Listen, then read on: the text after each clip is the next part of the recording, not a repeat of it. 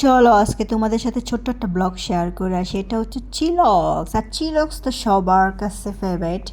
মানে এটা এমন একটা রেস্টুরেন্ট যে এটা সবারই ফেভারিট।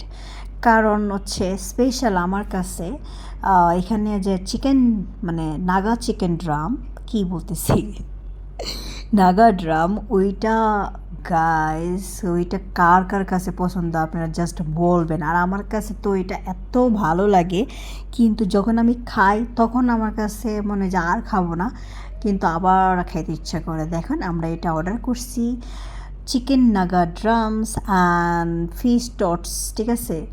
তো আসলে আমার বাই অর্ডার করছে, হঠাৎ করে সারপ্রাইজ দিচ্ছে, আমি জানতামও না। কারণ কি, আমি কিচেনে ছিলাম আর কখন যে কোনটা আমি অর্ডার করছি আমি জানিও না। তো যখন মানে খাবারটা আসছে তখন আমি জানতে পারছি।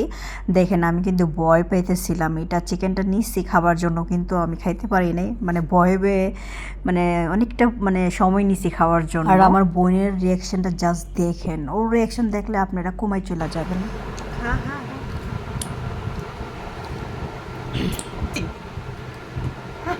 হ্যাঁ, দেখ দিদি জালটা। এই হেভি জাল।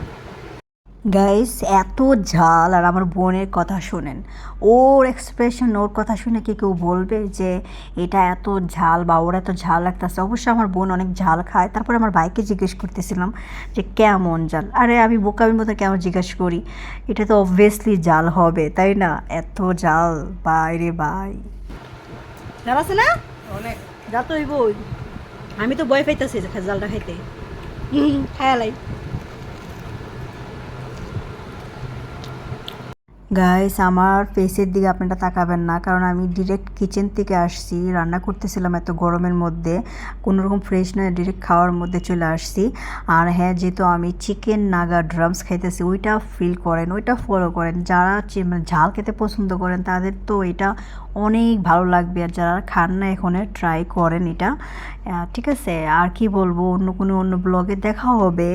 আর কার কার ব্লগটা ভালো লাগছে অবভিয়াসলি বলবেন। তো বাই বাই, টাটা।